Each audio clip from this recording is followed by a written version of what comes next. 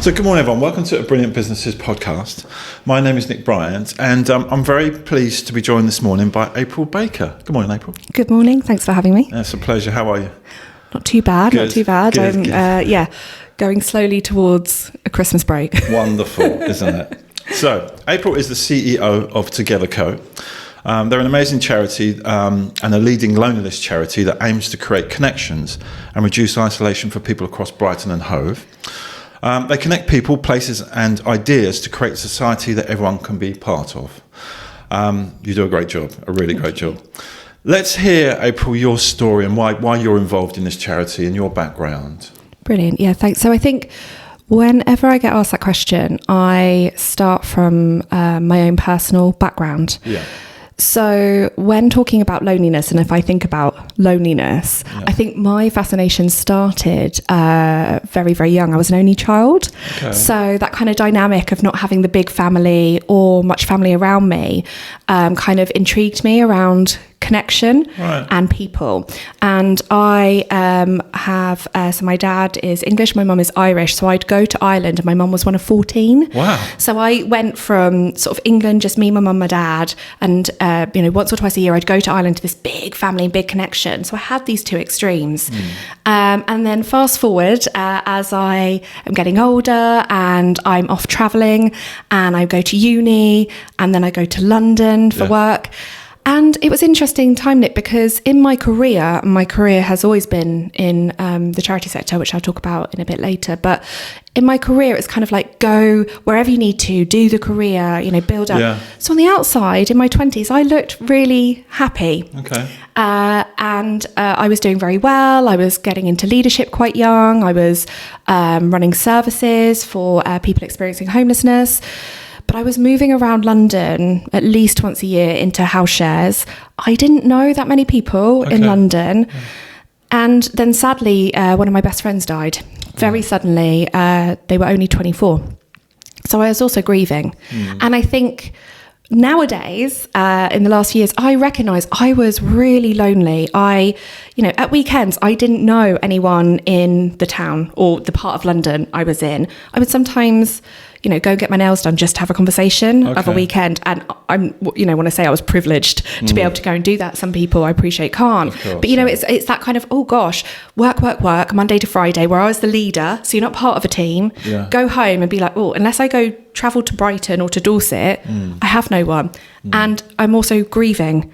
So I felt really disconnected and I just didn't feel like I belonged anywhere. It actually led me to have quite a severe mental health breakdown. Okay. And I ended up being agoraphobic, which for those that don't know means that you struggle to leave the house because it's and this is again with loneliness, and what's been shown is that the more lonely you become, the more you withdraw from society. Okay. And so then I spent quite some years recovering, and I'm pleased to say, feeling mentally well at the moment. But that's not to say loneliness won't come back again in times of my life. And actually moving back to Brighton, where I knew more people, and helped me start to feel connected again. So that's really the important part, I think, for me, of when I was looking at roles and kind of where I wanted to be. I always wanted to end up working in a charity that was exploring connection, that was exploring loneliness, and was waving the flag to say, look, that's a critical part to us as human beings. As much as our physical health, our mental health, we have social health. And my gosh, that's a critical element that we forget all the time. So when this role came along and I heard about Together Co, who are one of the very few sort of loneliness, social health specific charities in the country that really focus on this, and it's in my hometown, I know. Yeah. I applied and was fortunate to become the CEO 18 months ago. And just completely in love with all of what the organisation's done for over 20 years now in the city to keep reminding people to connect. Yeah, because loneliness isn't just about being homeless, is it? Like, from what you were saying earlier, no. I think it might get categorised as that, and it's not, is it? No. So just to sort of explain more to people about loneliness. So, people go, well, what is loneliness? And sometimes we say loneliness and isolation to sort of similar words, but they are actually different. So loneliness, it's a feeling.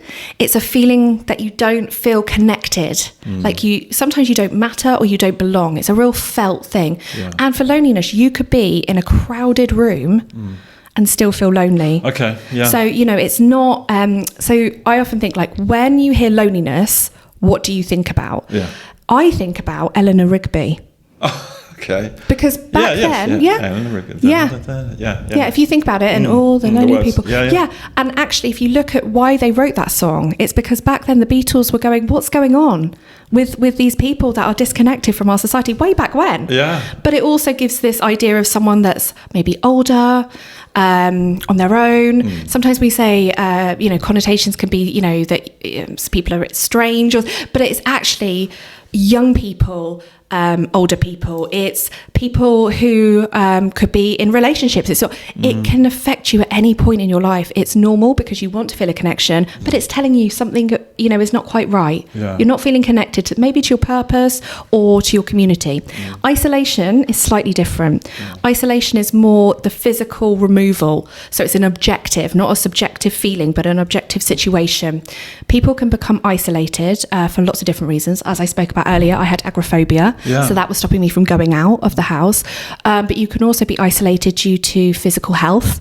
Okay. And so, and we've all experienced isolation. Through COVID, yeah. Exactly. So you've all had something removed where you can't get out and about and you can't connect. That's isolation.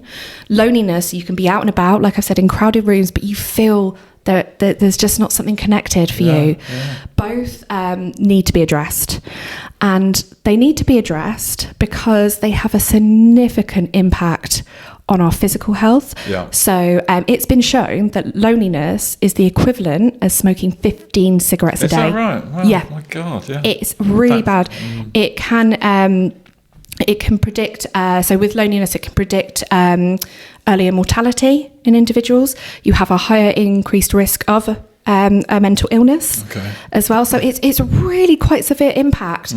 The World Health Organization have just launched a commission to look at social connection and actually starting to recognise this is a public health issue. Yeah, that's good. So we need to look at this. It damages us as human beings in ourselves, but it also damages communities and societies, because I don't think any city, town, village, wherever can thrive until everybody can thrive and everyone can feel like they belong. It's something that we all need to think about. But I want to say as well, it's something that can happen to us all, and people watching or listening to this today, it may be happening to you as well. It's normal, it's okay. It's just listen to that and just know, you're just kind of looking at, okay, what do I need to connect with? What and reach out as well to organisations like Together Co. Yes, absolutely. Yeah. I mean, you answered my question I was thinking of, which was why, getting to the nitty and gritty of it all is actually not only why does it happen, but why is it important to try and recognise it and also help people with it?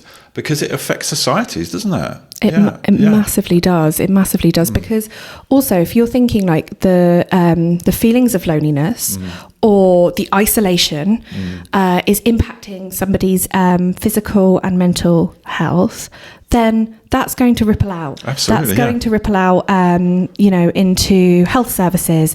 That's going to stop people wanting to go into towns and be part of their communities spend money. Exactly. It is, and also what I say actually, where you were saying about spending money, businesses.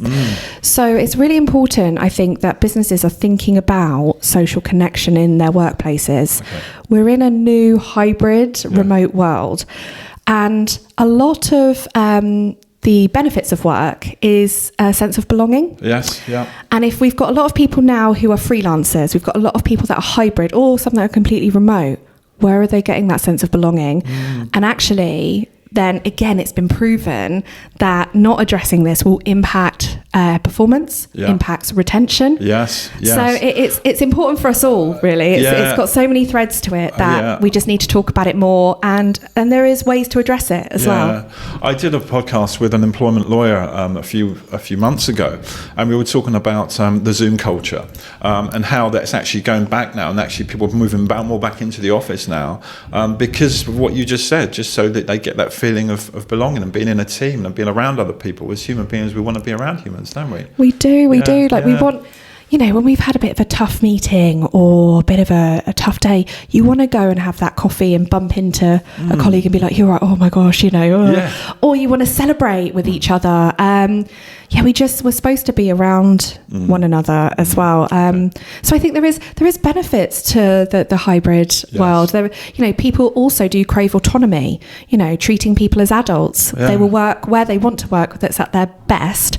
But organisations should still provide a platform to get people connected as well. I think organisations have a responsibility for that, and not to forget that part, but also allow autonomy for people as well. It's a fine line. It is a fine line, and it's a balance, isn't it? But that's, at the end of the day, what will end up helping your work staff thrive in the workplace, which then will help your business. Yes, absolutely. Talking of businesses, how do people get involved? I mean, obviously businesses getting involved is brilliant, but anyone can get involved. How can they help? Yeah, there's so many different ways. The first thing to say is we're really lucky. We have over 500 volunteers a year. Oh, wow, that's good, because that's the lifeblood of it, isn't it? Yeah, sometimes. Absolutely. So just to touch quickly on what we do, so we have befriending, which is where we match individuals in local neighbourhoods to one another. So someone might be isolated for lots of different reasons, or just feeling disconnected, like we talked about before, and we match somebody in the community for them to start building up those networks again. Together Co's been doing that for over 20 years. So that's a large part of the volunteering. We also have group sessions for people in local areas as well. We also have social prescribing, which is prescribing the social. So we're in GP practices, job centres and so forth, and we're looking holistically at what's going on for that person, as well as whilst the GP may be treating them for a specific physical health condition, we're treating the social health. So around those models, we also have a new model called Connector, which is about getting people to connect to what matters to them. So, for instance, it might be a volunteer will go and take someone to a local gym for the first time, because you don't want to go on your own sometimes to these things. No, it's daunting, isn't it? Yeah, so within all of the services we provide, there is opportunities to volunteer. It's all on our website. But what's important is, if you see on our website, you're like, but I've got a skill. I've got, for instance, we had someone contact us kindly recently who's a graphic designer, and they're going to help us with some graphic design. So you don't have to just give what we've asked for. If you're interested in those roles and you're like that, I'd love to do that, because also what I'll say with these kind of roles as well is volunteering and giving back helps you. Of course, And I think that's another thing we've forgotten as human beings is actually serving others. Makes you feel good. It does. And we forget, you go into a bookshop and it's self-help. And it's like, there should be a section called helping others, because that's going to make you feel good. And that's going to help with your well-being. So lots of volunteering opportunities, but also you can just get in touch and just say, I've got this skill, or I haven't seen something out of it, but I'd like to do this around connection or this around loneliness. It's really simple. It's just hello@togetherco.org.uk, or go onto our website, togetherco.org.uk. Excellent. I just always, whenever I do these shout outs, I just want to say the whole charity sector as well needs more people volunteering. So, if we're heading towards a new year again, look up a cause that matters to you and reach out. I know the world's got busy again, so some people don't have as much time anymore, but it really, really will help you, and you'll be helping others as well. So I always want to caveat, there's lots of charities, help whatever cause you're passionate about, and great if it's around connection and loneliness. Please obviously contact Together Co. And you can contact us if you're not in Brighton and Hove area, because we do serve Brighton and Hove, but contact us, because we know some of the other loneliness charities. There's not many, but we do know some of the others in the UK as well. And the other thing I think just to say is, just corporates can get involved. We have some big events that gather quite a lot of attention, actually. So we had an event on the Pier. So the Pier are one of our corporate partners. Had an amazing event where we brought lots of different people together across the community to celebrate togetherness during Loneliness Awareness Week in June. And actually the New York Times came along. It's amazing. That's brilliant. Yeah, because they were just like, what's the UK doing about loneliness? We've heard about this charity here doing something crazy on the Pier. Calm down. So, and also just to say, for businesses then, it will help raise your profile whilst you're supporting us. So loads of different ways to get involved, but just reach out and have a conversation with us. All those details I'll put underneath this podcast so people can see. They can click on those links. That's amazing. Let's talk about your ambassadors, because you've got two very, very important ambassadors, haven't you? We do. I'll let you introduce introduce them and say to them, because one of them we got here and we're going to talk to very shortly. Yes, so we are very, very lucky at Together Co. So I first met Dr. Mark Abraham, and Dr. Mark Abraham is a celebrity campaigning vet. So was originally a veterinarian. Yeah. It's not a veterinarian, is it? Is a veterinary? Yeah. Mark's going to laugh at this when he hears me saying this. But Mark has done a huge amount of campaigning nationally and internationally about animal welfare. Has even helped change law in the country. He's an OBE as well. He is an OBE, yes, absolutely. So really, really incredible human being, but also was really touched by what we were doing at Together Co. So he came on board as our ambassador for us to all look at together loneliness, but also animal welfare. So actually, yes, people need people, but people need animals. And actually, for some people, they love the company of animals sometimes more than humans. Yeah, they do. So we've been doing some work together on a campaign called Pause to Connect. Okay. Awesome. Which is about fostering of we started with cats at the moment, but obviously looking to expand, and so for people who are maybe feeling lonely or isolated could look at fostering, and that also means you get the support still when you're fostering from the rescue centres. So that's been really exciting, but Mark just supports us and in whatever way, things like he came to the peer event. He hosted that for us, so really, really lucky. And then Mark introduced us to Gail Porter. And obviously you're going to meet Gail shortly as well. And Gail, so we originally connected through Gail's passion around animal welfare as well, but Gail in a moment will also share her own loneliness journey. For those that don't know Gail Porter, she's a TV presenter, mental health advocate, but also does a huge amount for many different charities across the UK. Most recently, she's been working with Prince William on his campaign to end loneliness. Homelessness. Loneliness and homelessness connected. They are connected together. So she's, really an ambassador for so many charities, but we're very lucky to have her as our ambassador, and she's off today with us to another event to help host with Mark as well. I'm going to say you're really lucky to get those people on board, but you worked hard to get them on board, so you deserve it. You really do, because they're great ambassadors. Thanks, April. It's been really great talking to you and listening to the story and listening to all the great work that you do, and also breaking down the meaning of it, because that's really important, I think, that gets missed. We will, as I said, I'll put all the details underneath the podcast so people can link on, and we're going to get Gail in now to have a chat with her. And so let's do this. So thanks for joining us, and we'll see you for another podcast soon. Thank you so much. Really pleased to be joined by Gail Porter this morning. Hi, Gail. How are you? I'm good, thank you. Is it still the morning? It feels like it's afternoon. Yes, it is. It's still the morning. You've got me confused then. We've just been hearing from April about the wonderful work that Together Co do. And she's explained about your involvement, and I'm really keen to hear about why you're involved and your background that's led you to being involved. So if it's okay, I'll let you tell the story. Yeah, I mean, it's just an amazing charity, because loneliness is something that affects everybody. And I don't think a lot of people think about it very often. I mean, I get lonely all the time. My daughter's at university. My parents have passed away, and everyone thinks I'm a very super strong person. I'm doing everything, and I've got lots of lovely friends, and that's great.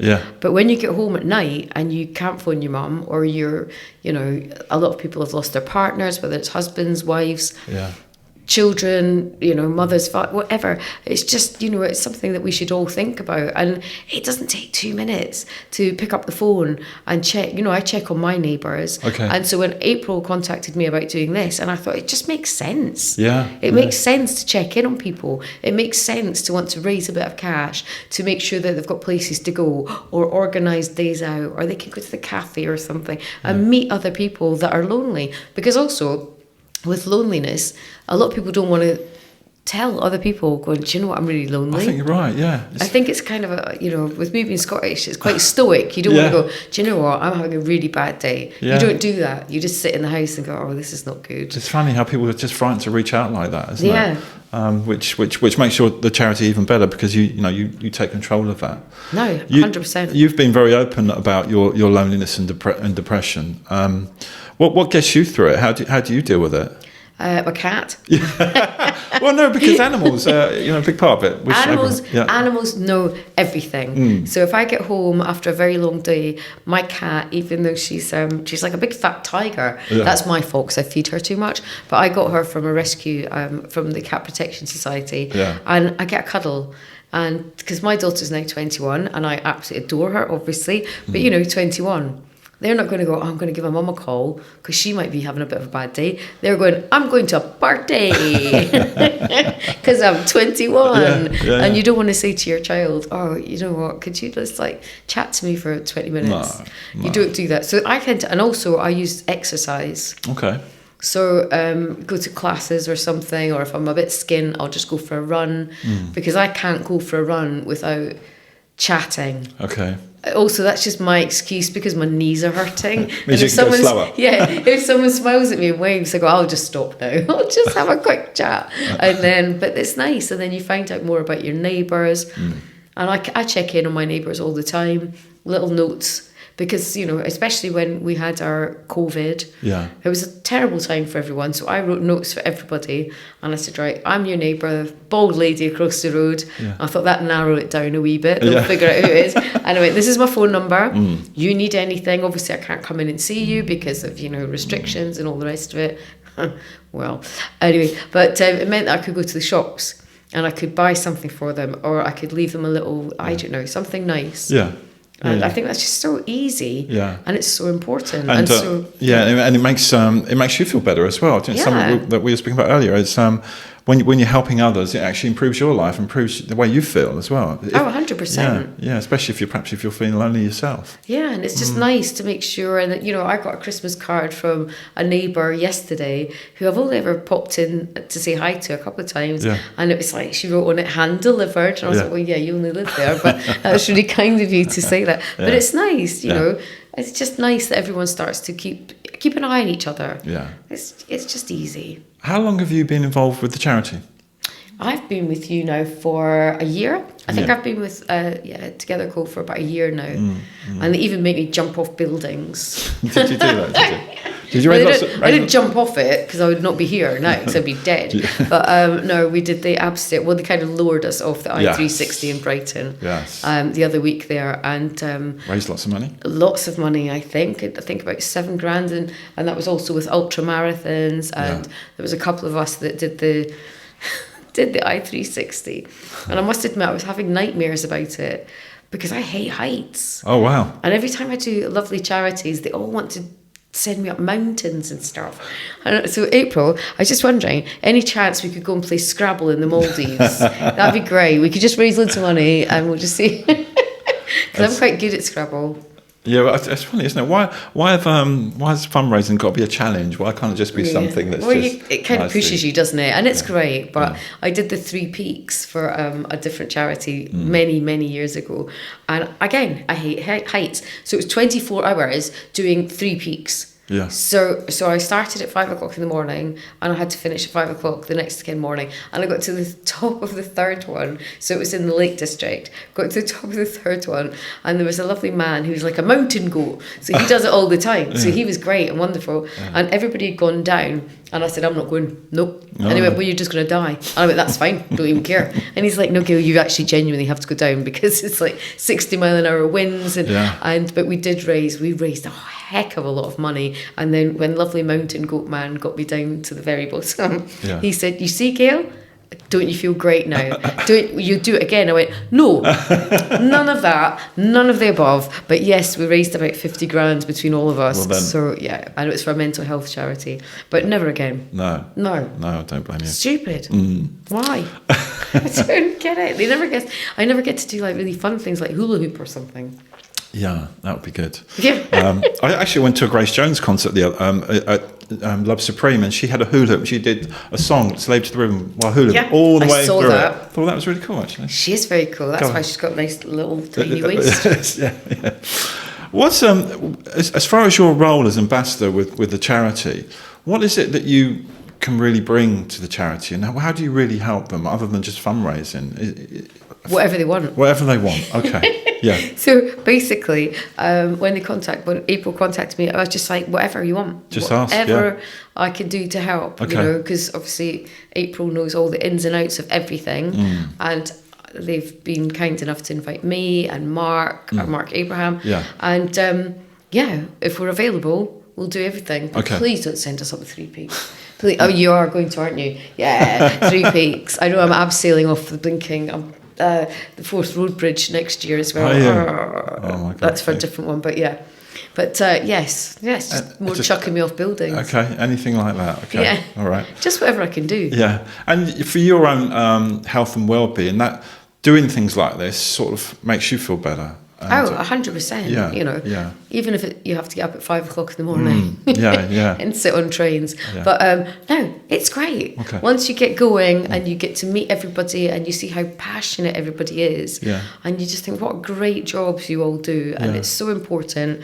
And if I can give up a few hours or a few days that's nothing really, is it? No, absolutely. Yeah. Now, were you homeless at one point? Can I ask you was, that? yeah. And so, how did you get through that? Was that in Brighton or was that in London? It was or? London, Okay. yeah. I live in Right. London. So I just had a bit of a bad few years. Yeah. And everything was catching up on me.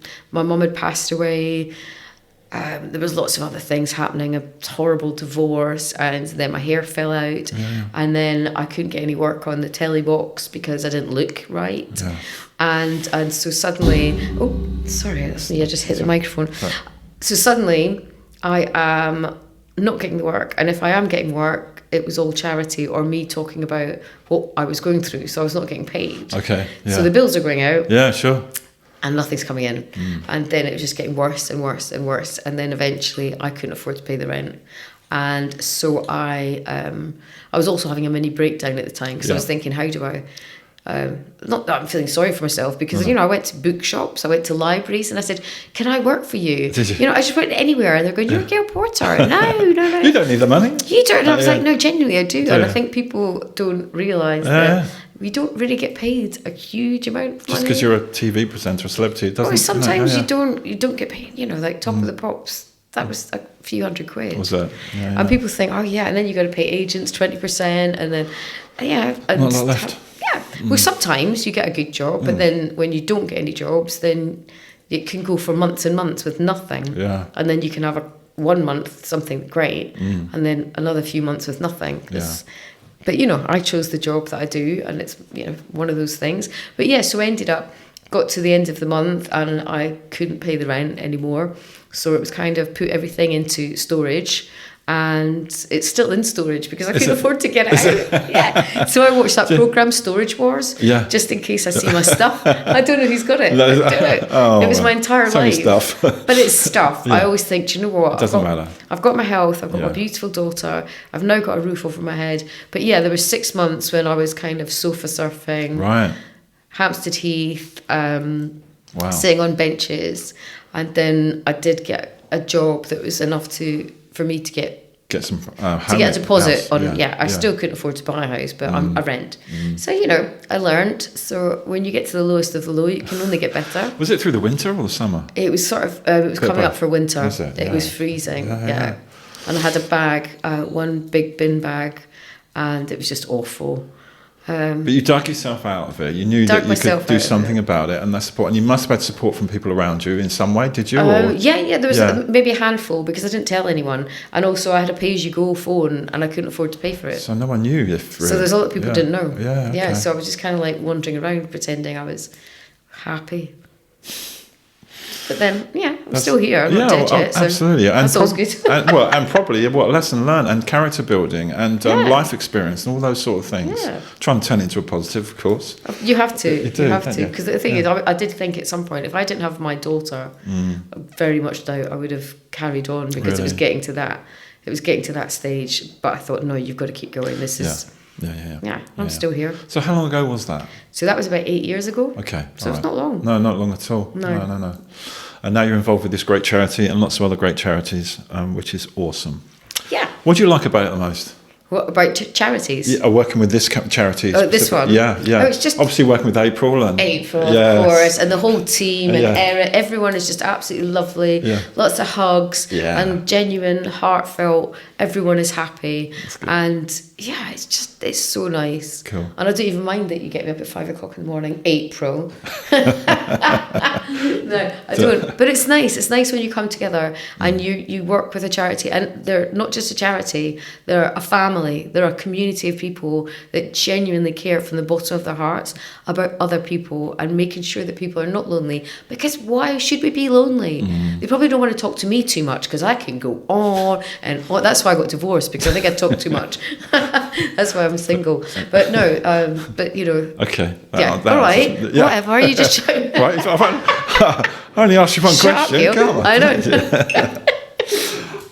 That's great, Gail. Thank you so much for telling us all about why you're involved and how you feel about it. It's a real insight, and what a great charity they are. And I've really enjoyed talking to both of you. Thank you. And I'm sure April's given you all the contacts and everything. Yes, she has. So if you want to help, you want to do anything, or you know anybody that needs a bit of comfort or friendliness or, you know, support. Yeah.